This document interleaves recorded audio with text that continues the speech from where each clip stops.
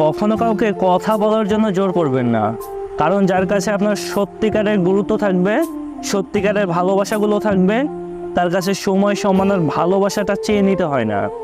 মানুষটা এমনিতেই আপনার সাথে কথা বলবে।